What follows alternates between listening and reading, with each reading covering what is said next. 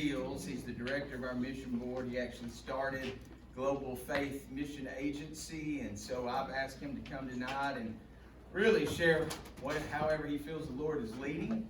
But we're thrilled to have him, and keep running.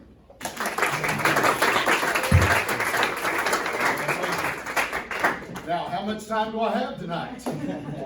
How hungry are you? And how quickly do you want to get on to your next activity? I can take 5 minutes, 10 minutes, 30 minutes, 3 hours, whatever you need me to do. All right, nobody's answering, so how much time do I, Anna, you're the boss here. Lady, how much time? I mean, we're usually by 7:30 because we're not doing smokers, so. We're not? Okay. Must have good food tonight. Yeah. Hey, it's good here to be with you tonight. I've heard a lot about this place and what you're doing, and it's good to be here personally and see what is happening and how God is blessing and working in your lives. Van has asked me to be here tonight because of the topic of missions. I've been a missionary for many years now. In fact, both my wife and I are second-generation missionaries. Both of us grew up in separate mission fields, different places of the world, met when we were going to Bible college, and we've been in missions ourselves over 40 years now.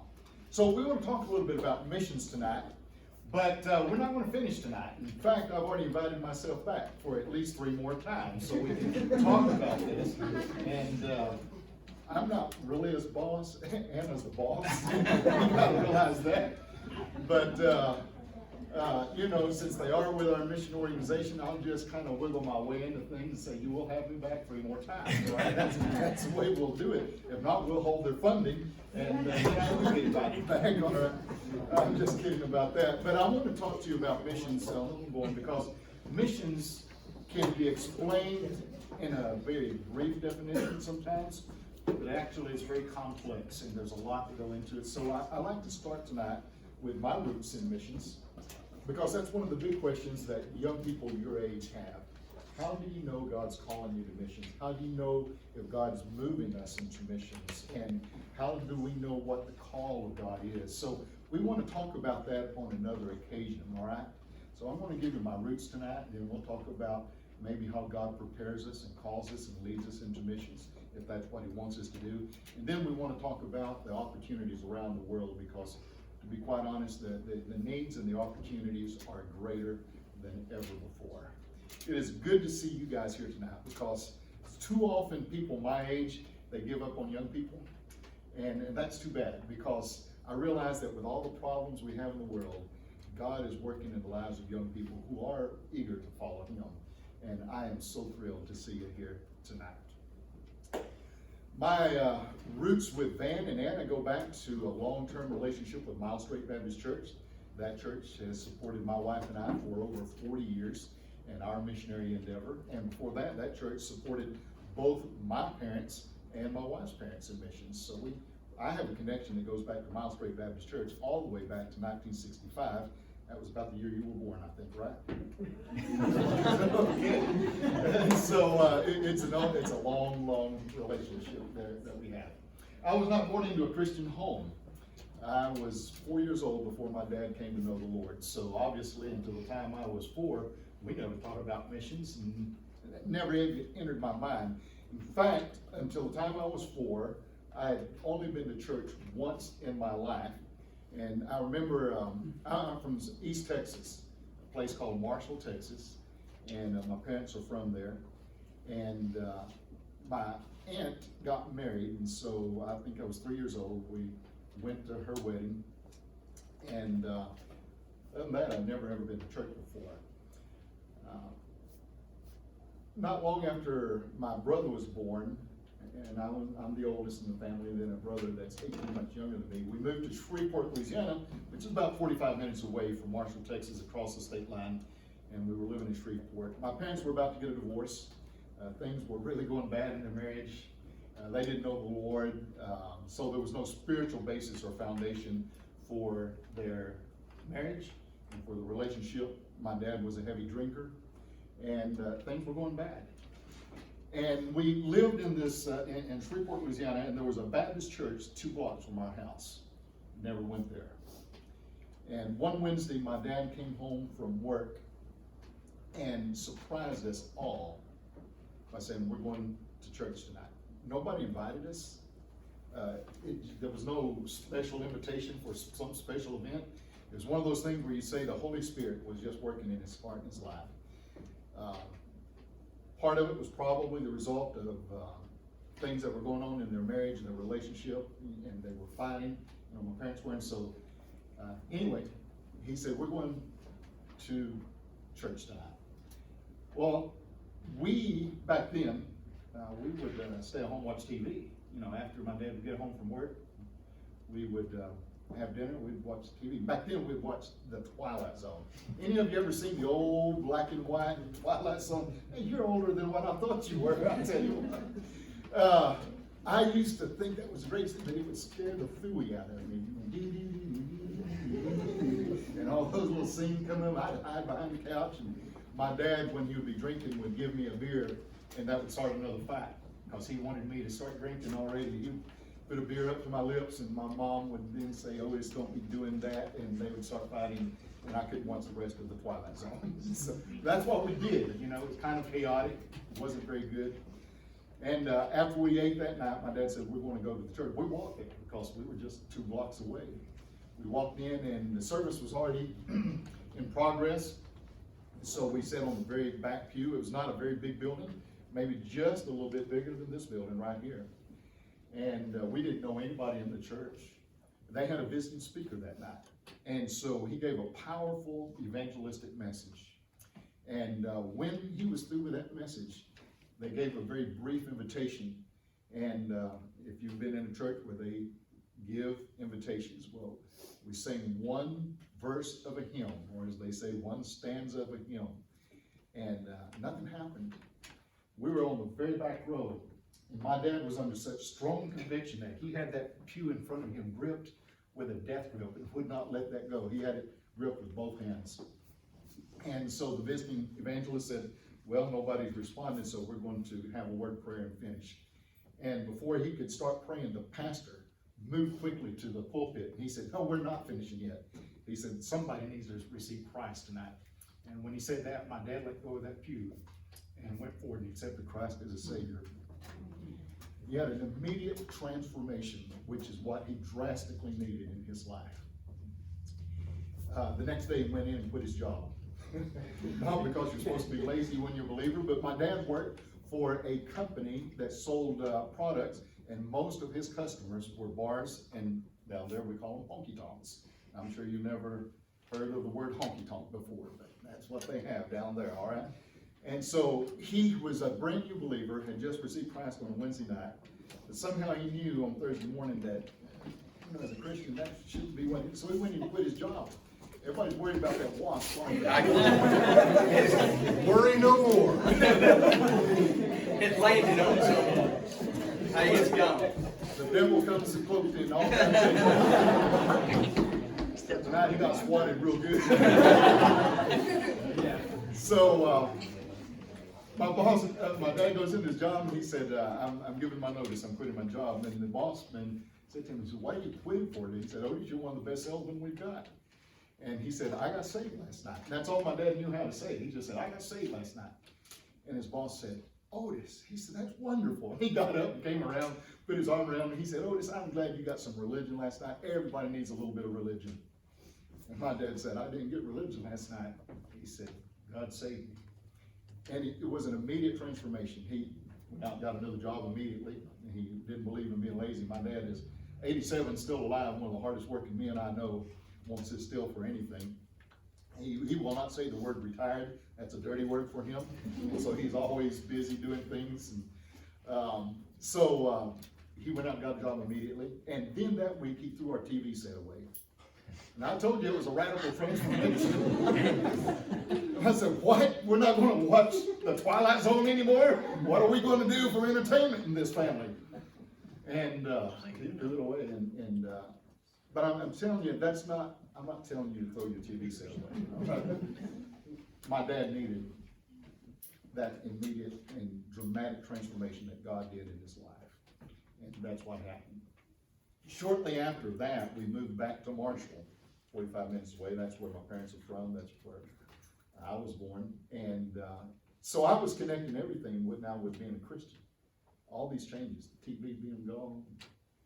Now, if you go to my dad's house, he has a TV in every room in the house. All right, but he's backslidden now. But anyway, back then, I mean, all of these changes I was seeing and experiencing in our family were, well, that's part of being a believer. And so when we lived in Shreveport, when my dad got saved, there was a little ice cream truck that would come by the house every day.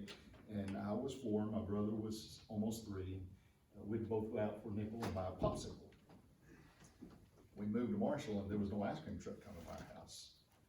So to me, that was part of being a Christian. So one day, my Uncle Catfish, that was his nickname. We're real sophisticated folks there in Marshall, Texas. So Uncle Catfish came by the house. He loved to fish, obviously. And he had an old pickup truck, and he said, Roy, he said, get in my truck. He said, I'm gonna take you to buy ice cream. I said, no, Uncle Catfish, I can't do that anymore. He said, you can't. He said, why can't you go eat ice cream with me? I said, we're Christians now.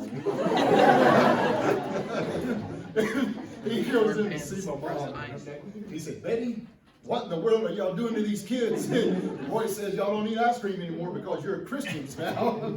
So I learned that it's all right to have ice cream, all right? Hopefully you got some over there tonight. We'll indulge. We'll backslide tonight. Have some lasagna and ice cream or whatever. I was associating all of that with being a believer. Thankfully, I found out you could eat ice cream. Not long after my dad was saved, he was in a revival meeting. That was another change that happened. We were in church all the time. Never gone to church before I was 4. And all of a sudden, we were going to church all the time. And my dad was making up for lost time. And back then, in newspapers, all these churches would put their revival meetings and tent meetings and all of this stuff. And so we were going somewhere not only on Sunday, but Monday and Tuesday and Wednesday and Thursday and Friday. And all of a sudden, we were in church services all the time. It was part of the growth process that was taking place in his life. He was 26 when he became a believer. 3 weeks after he was saved, he was in a revival meeting with the pastor of the church where he came to know the Lord, and he felt God was calling him to preach. And not long after that, we ended up in Chattanooga, Tennessee, and my dad had heard of this place called Tennessee Temple Bible School, and he came here to prepare for the ministry. My dad was one of those kind of guys that when he felt God leading him to do something, he didn't let the grass grow under his feet. I mean, he immediately took action. And so when he had called to Chattanooga and said, hey, I want to enroll in your school, they said, come on, we've got a place for you. And so we moved up here. We put everything we had in a U-Haul trailer behind a 1956 Buick and pulled it up here. When we got to Chattanooga, my dad had $40 left in his pocket, and that was it. He was a man of faith. He didn't have a job, he had a family, was going to go to school, and 40 bucks left in his pocket. So when we got to Chattanooga, he went by to see this man at Tennessee Temple, Highland Park, that was called J.R. Faulkner, Dr. Faulkner. And he says, my name's Otis Seals, I've enrolled in your school. And he said, oh, I'm glad to see you here. He said, do you have a place to live yet? He said, no, we just pulled into town. We don't even have a place to stay tonight. So he said, I'm going to give you a place to stay tonight with the family. He said, we have an evangelist that is based out of our church, and he's out of town, and you're going to stay in his apartment. It's on campus. Well, that evangelist was named Charles Weigel, and he was a singer and composed a lot of hymns and a lot of wonderful songs. No one ever cared for me like Jesus, things like that. And so we stayed in his apartment the first night. The next day, my dad went out, got a job, got a house, and all through Bible college, he worked third shift, put his way through school to support a family. And while he was in Bible college, he wanted to be an evangelist. He was saved under the ministry of an evangelist. He thought that's what he wanted to do. But one day, in what we call a chapel service, they had a visiting missionary from Mexico, and he showed slides. Now today we have all this equipment. We have the technology you have here, and it's pretty cool when it works. It didn't work a minute ago, but when it works, it's pretty cool. But back then, we didn't have any of that slide projectors. Have any of you ever been in a meeting where they used a slide projector? Oh yeah, see, he's old. Look at that guy. He's the senior citizen of the group over here. So my dad saw that slide presentation of the country of Mexico. And later that day, when he got out of school, he went home, and that's when he would try to sleep a little bit, do his homework. That night, he'd go to work. And he said to my mom, he said, guess what we're going to be doing in life? And she had been listening to the chapel service on radio as she was at home. She said, we're going to be missionaries, aren't we? And he said, you got it. The one thing I always appreciate about my mom is she never, ever put an obstacle in my dad's way when she felt that God was leading him to do something. He said, are you with me? She said, I'm with you. And that was it. It was decided right then, right there, we would be missionaries. He joined a mission agency 6 months before he graduated. And then he graduated on Friday, the 13th of August, 1965. Back then they had August graduations also from the school.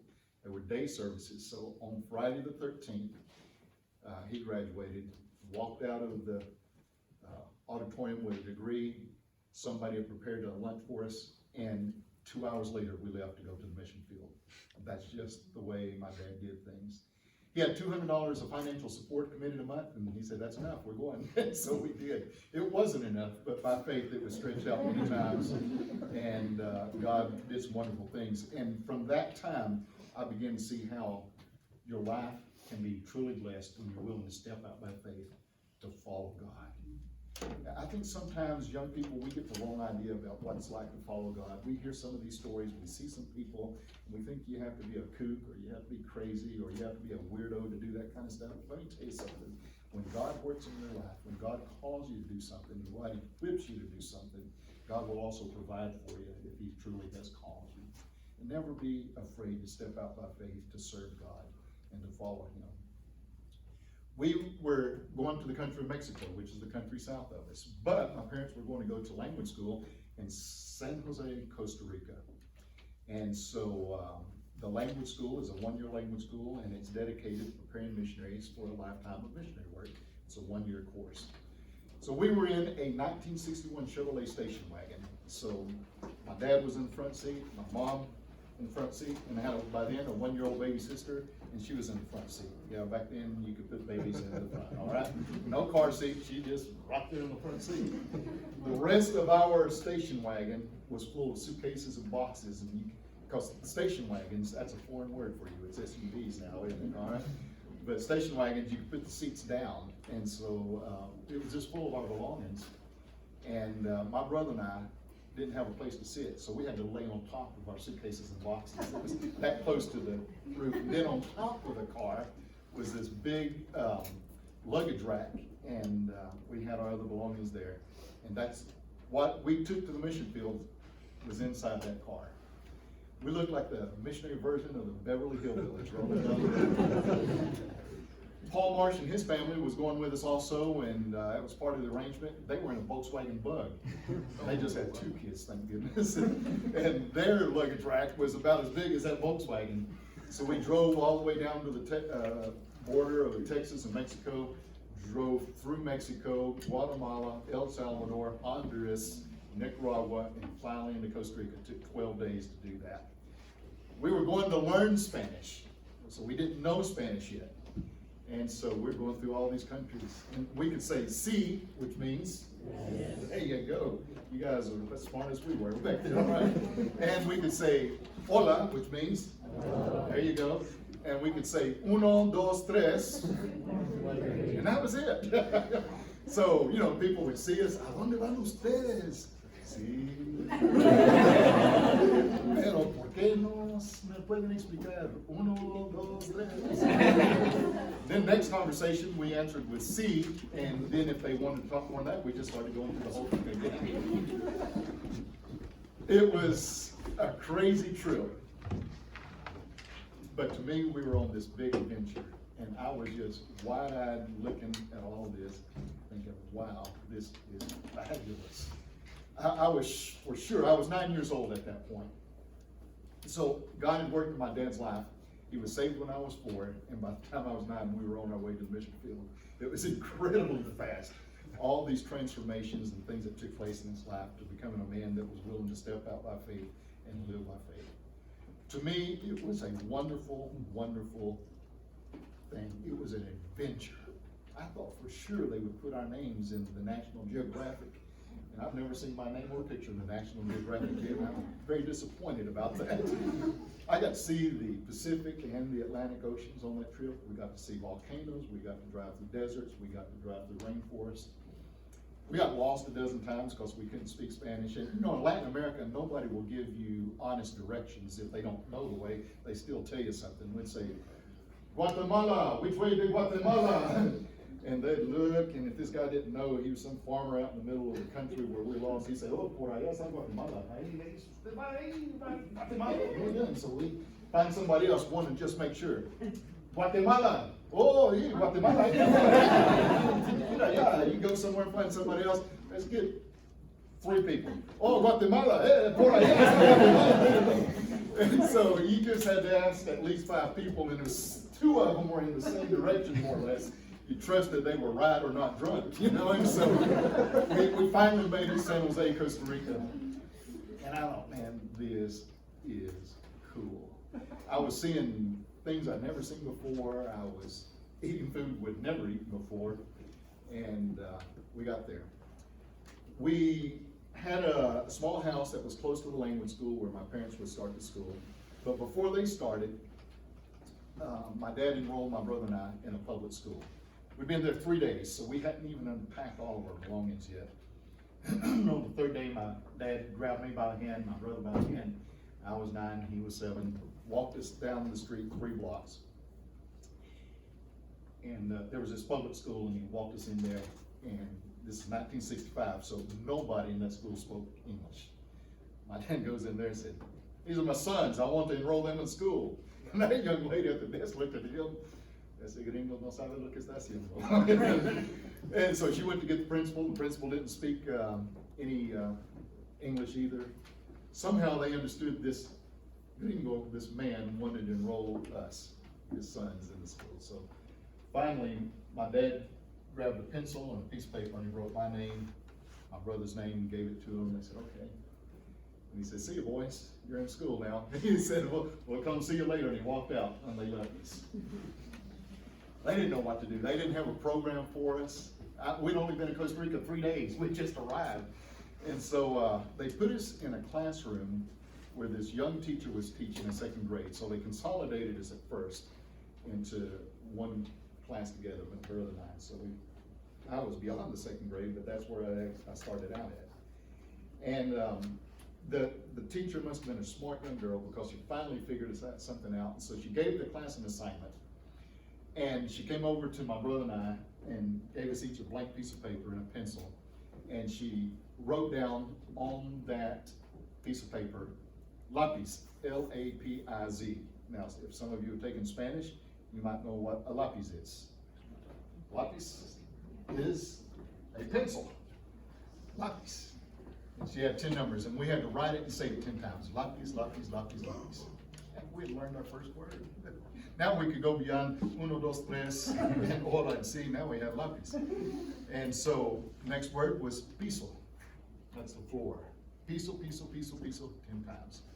The chair, silla, silla, silla, silla, silla, 10 times. I guess by the time we went home that day, we'd learned half a dozen words, and we were progressing. We were progressing. They had the system, or the way the schools were set up, they had these old desks for 2 students at a time, and so, or in one desk. You've seen those on TV or movies, I guess. Little House on the Prairie, I starred in it. So they put me, the teacher also had another idea, and she said, you know, I'll put him by the smartest student in class, and that'll help them. Well, the smartest student in class was this beautiful Costa Rican girl. I mean, she was the prettiest thing I ever seen in my life at my ripe old age of 9 years of age. And they put me by her, and I thought, man, education in Costa Rica is cool. All I can say is lápiz and piso and, you know, a few other things, and I could sit by the prettiest girl in class. And so the teacher explained that that would be what I would do until I learned. I played dumb for a long time. I ran out of this education system that we were part of. So we had been there in that school, which was a public school, a few weeks, probably about 2 months. When one day there was a certain bell that rang It was different from recess, it was different from schools out. I've never heard it before, and everybody got up. The whole school, it was an elementary school, all the grades, they all went outside. All the boys got in the line, the girls got in the line. And so my brother and I got in line too. We didn't know what we were doing. We walked out of the school, walked down the street a couple blocks and came to this big cathedral. And everybody walked in. And everybody knew what they were supposed to do. It wasn't the weekend, it was a weekday. But in most of these countries, these Catholic cathedrals are open all day long. They open them every day. So we walked in, and behind every bench, what you would call a pew in a church, behind every one, there were two boards. And one board was close to the floor, and that was a kneeling board. And so you would kneel down on that board. And it was like a 1x4 or 1x6. And then there was another board that was nailed or screwed to the top of the bench in front of it. And that was for you to clasp your hands together. And that was the habit they had for prayer. And so all of a sudden, every one of these boys and girls, and there was hundreds of us that went to the school that day, they all got down on their knees, and they all put their hands together, and in unison, they began to recite the same mechanical prayers. And all of a sudden I knew why. We were in Costa Rica. Up to that point, as a 9-year-old, I was having fun. It was an adventure, a new land, a new culture, a new language, and I was enjoying it. And I knew my dad was a missionary, but you know, the concept of what and why was still somewhat vague in my 9-year-old mind. And that day, it became very crystal clear. All these boys and girls were mechanically reciting the same prayers, one right after the other. All along the walls of that cathedral, there were idols, as in most of those cathedrals.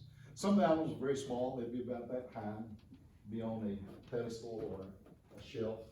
Some of them were life-size, they'd be on the floor. And they began to pray to these different idols. And I said, this is why my dad's come here. And I began to think about my own life that is very short at that point. I thought, you know, when I was 4 and my dad came to know Christ, and a little bit later I came to know Christ also. I thought, I've been in church ever since. I've heard the truth. I know the Bible. And these kids have not heard the same message I have. There's a verse in the book of Acts, chapter 4, verse 12. And this is what the verse says. And there's salvation in no one else, for there's no other name under heaven given among men by which we must be saved. There's only one way to heaven. There's only one Jesus Christ. And it's not religion. I'm a member of a Baptist church, but it's not the Baptist church. It's not any church that saves you. It's the Lord Jesus Christ. And I watched all those boys and girls, and I knew exactly why my dad had been called to the mission. Finished that year there. We drove all the way back, this time to Mexico. And my dad, who is 87, is still serving the Lord. And his missionary ministry was based there. Well, I had the opportunity of growing up on the mission field. From the time I was 10, I began to become very involved in a lot of what my dad was doing in the evangelistic outreaches. And I saw over and over and over again what it was like to go out and share the gospel of Christ. People come to know Jesus Christ. You begin to disciple believers. You establish churches. And dotted all across the Yucatan Peninsula, I can tell you village after village after village where my dad has seen churches established where there was no church before, no gospel preaching church. And I would not trade my roots in missions for anything in the world. There's not enough money, and there's nothing else that could compare to what I was able to live and experience growing up on the field. How much time have I got in? because I'll stop anytime. My message is like a stick of bologna, I can cut it off anytime when I want, all right? And this, 10 more minutes, and this is not really a message, I'm just sharing with you tonight, because I think in a situation like this, I could preach a 3-point outline to you, but I'd rather just share some things with you tonight so that we can understand, in my case, how is it that God led me into missions? By the time I was 13, my dad had started so many churches that there were not enough prepared national preachers and pastors to go to all of them. And so there was a lot of churches he had started, but they had holes in their schedule, and they'd have to wait till either my dad or another national preacher could get there to have a service. And so one day, on one Sunday at the mother church in the city of Merida, and Bananana, y'all been to Merida, but this was a long, long time ago, back in the 60s. It wasn't as big as it is now, not as modern as it is now. But my dad, on Sunday morning after church, he dismissed, and back then we had 2 services on Sunday. And he said, this afternoon I'd like to meet with the men of the church. He said, I have something I need to share.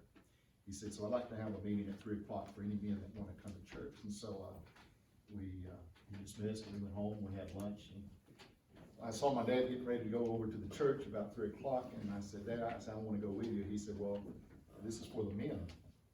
He said, I announced this for the men of the church. I said, well, I'm not a woman in the church, is what I told him. He said, okay.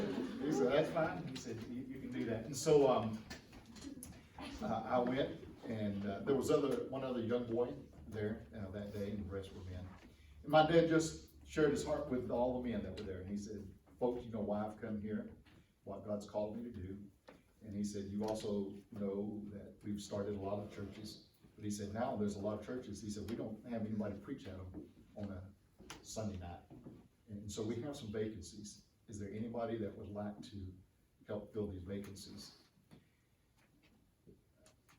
That day we had this big prayer meeting, and I remember getting out of a wooden chair, just almost like the one you're seated in. And I gave my life to the Lord that day, and I said, God, I'll preach. I'll do whatever you want me to do.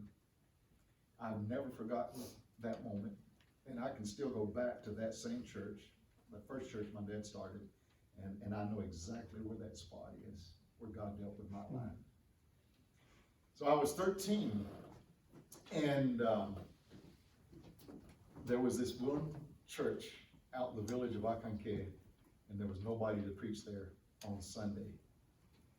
And a boy that was 15, Alfonso, 15, and I was 13, we went up and said, we'd like to go to that village and preach on Sunday nights. I know it wouldn't work here in our culture, in our society, but you have to remember we were working with the descendants of the Maya Indians. At that point, most of our adults were illiterate. They were just glad to have anybody that could read to them. And so it got to be that when I was 13, my friend Alfonso and I, we would go to church in the city that morning, go home, eat lunch, then we'd get together and we'd take a bus to the bus depot downtown, and then take this old rickety bus that would take us all the way to Akanke. And it was Sunday, so all the villagers had come in to get their supplies, and that bus was so crowded, so overloaded. Not only with people, but with drunks, because a lot of them were drunk on the weekend, and pigs and goats. You've never had fun until you've been on a bus with drunks and pigs and goats. I mean, it gets really fun. And we'd go out there, and then we would visit people, invite them to church. One Sunday I would preach, Alfonso would lead music.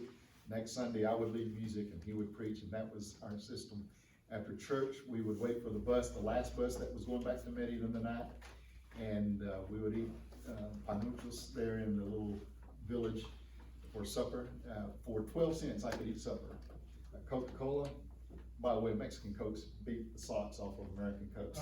Yeah, go to Costco and buy you a real Coke, all right? They come from Mexico. They're not made with, they're made with real sugar, from sugar cane, all right? They're just good.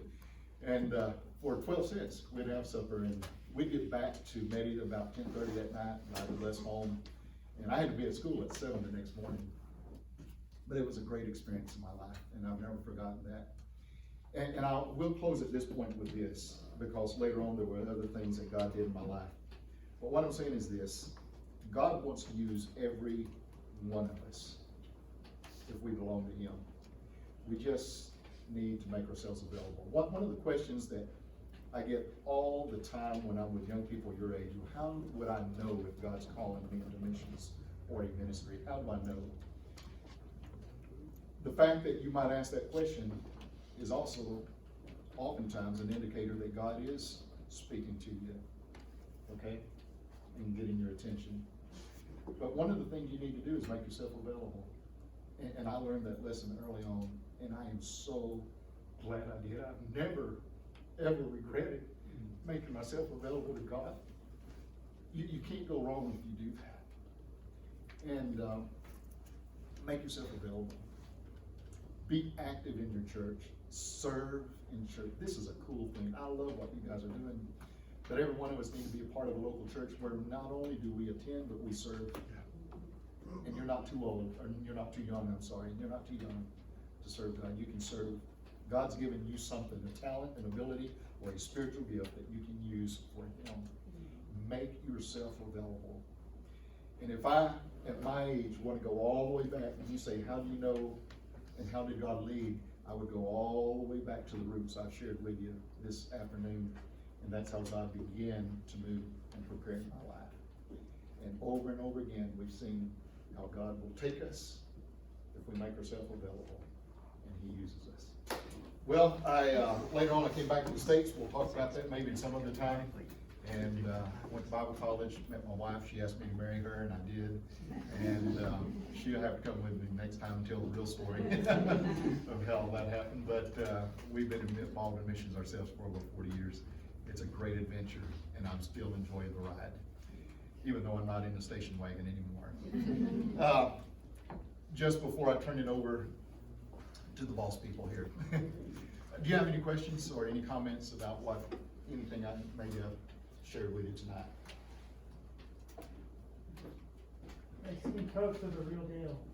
I agree with you. God's called you to be a missionary, buddy. You're now qualified to be a missionary in Mexico. That is so true. So very true. How long did it take you to learn Spanish? Well, you're communicating. It's one thing to be able to communicate quickly, lapis, things like that. But to become fluent is a process. So you have to realize that you can be communicating before you're fluent. And I was 9, my brother was 7, so we were picking it up faster than my parents, who were adults in a specialized language school. When you're young, your mind is so flexible. Now is a great time for you guys to become missionaries, because if you go to a land where they speak a foreign language, you can pick it up so fast. When you get to be the age of these older guys, it gets a little bit harder. And so one of the reasons is because we've been used to talking a certain way so long. Your tongue is a muscle. And so by the time you're an adult, it has a memorized speech pattern in every language. So when you're learning a different language, your phonetics is one of the hardest things to do. For example, in Spanish, we roll our R's. El carro rojo, the red car. Now, I could say this, okay, there's a red car and there's a red Jeep. And I could say, the car is red. El carro es rojo. I've said it right. I've said the right vocabulary, I've used the right grammar, and I've used the right phonetics. But I can do this in the early stages. If you ask how long does it take to learn. In the early stages, I say, El carro es rojo. So I use the right words, I use the right vocabulary, I even use the right grammar. My phonetics stink at that point. And so that takes some time. So how do you learn to roll your R's? You roll your R by putting, can any of you go? You are smart. You take the tip of your tongue, for those of you who can't, and it has to flutter very gently on the roof of your mouth. You cannot roll your tongue or you cannot roll your R's if the tip of your tongue doesn't touch the roof of your mouth. You can't go, El carro es rojo. Okay? El carro es, but, so if you put your tongue too far back, you'll gag yourself, all right? And for older people, if you put your tongue too far forward, you might spit your false teeth out. So, you gotta be careful, all right? So, how long does it take to learn a language? You know, as a young person, I was able to pick it up pretty quickly. And an adult going to the mission field where my parents went to language school, they have a 1-year program. By the time the missionary gets out, he can speak, he can share the gospel, he can even preach or teach, but he's still not fluent yet. But that's a process of time, and that develops over the course of time, okay? So it can take a little time for us to get to that stage of fluency. And I would encourage you, some of you, I guess most of you are in college, and I would say most of the schools that you go to now, you have foreign students. Befriend a foreign student, and especially if it's a foreign student that's struggling with the English language, be a friend to that person and help them with their homework, their assignments, with language issues, and you might learn some of their language, and you'll help them learn English. So it's a neat thing. Mr. Van, or Ms. Anna, I'll turn it over to you. Thank you for your time.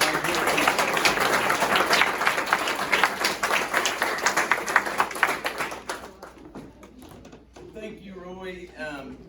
And for sure, guys, if you're ever interested, I know we take mission trips every summer, but at the same